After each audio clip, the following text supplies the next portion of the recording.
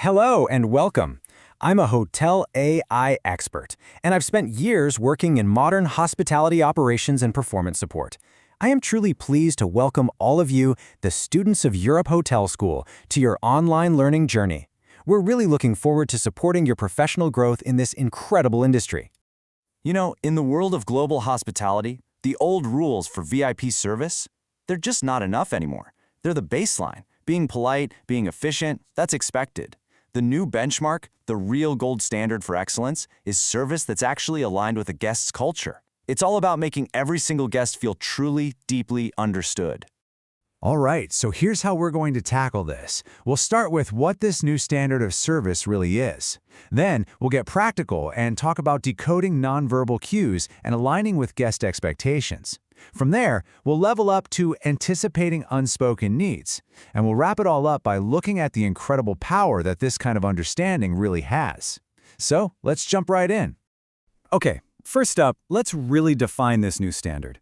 This is the core skill, the absolute foundation, that's going to separate the good from the truly unforgettable in your careers. So, what do we call this skill? We call it cultural intelligence.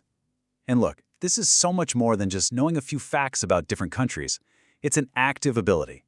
It's about observing your guest, adapting your own approach on the fly, and then gracefully aligning your service with their cultural values.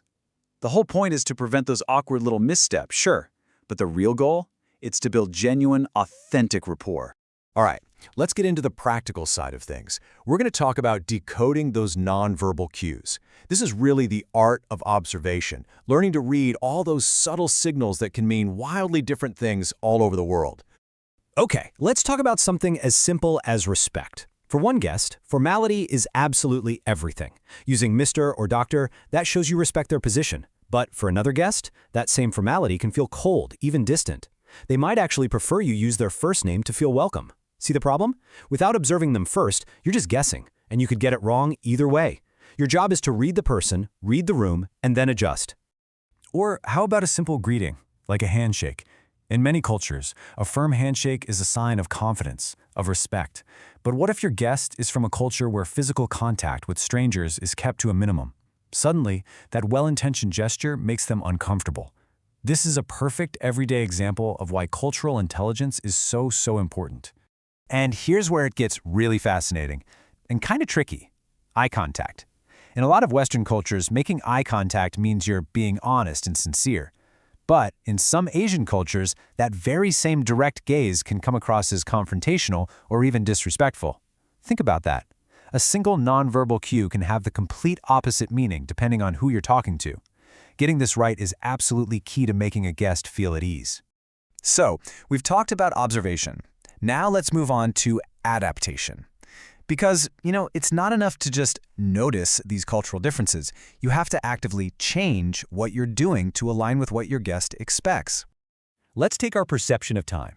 If you have a guest from, say, Germany or Japan, a meeting at 10 a.m. means 10 a.m. sharp.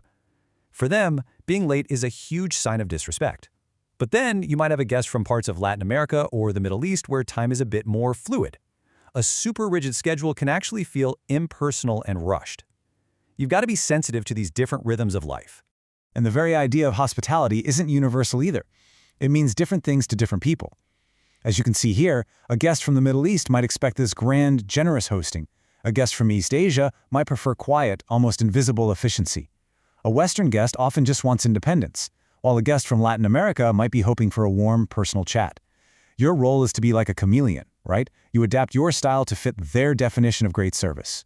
And nowhere is this more critical than when you're dealing with diplomatic or government guests. The stakes here are incredibly high. Protocol is absolutely everything. We're talking about seating arrangements, who walks into a room first, even who is allowed to speak to whom. If you get this wrong, it's not just a bad review. It could become a genuine diplomatic incident. That's the level of detail and importance we're dealing with. Okay, now we're reaching the highest level of care. This is where we move past just reacting and adapting. This is about proactively anticipating what a guest needs, sometimes before they even know they need it themselves. And that brings us to the ultimate question you should always be asking yourself. How do we provide for a guest before they even have to ask? How do you create an experience that's so seamless, so intuitive, that it almost feels like magic? Well, the answer is what we call proactive sensitivity. It's about knowing that a guest's cultural background might impact their dietary needs. It might mean they'll require a prayer mat in their room, or they'll have specific preferences for what's in the minibar. It's making sure the right things are already there and the things that might be inappropriate are removed, all without the guest ever having to say a word. That is the absolute highest level of care. This brings us to our final part, where we pull all of this together. Because mastering cultural intelligence isn't just about damage control or avoiding mistakes. It's about creating a profound, lasting impact. So, what does this all really add up to? When you get this right, you're not just providing a service. You're communicating 3 crucial things: respect, awareness, and adaptability. And believe me, for the world's most elite VIP guests, those are the qualities they value more than anything else. Really, it all boils down to this one powerful idea. When a guest feels culturally understood, they feel seen, they feel valued, they feel welcomed in a way that just transcends language or nationality. They stop being a reservation number and become a person. So, I'm going to leave you with a question. A question I want you to carry with you as you start your amazing careers. For every single guest you meet, from every corner of the world, just ask yourself this: how will I make this person feel truly understood? Because in the end, your answer to that simple question will define your success. Thank you.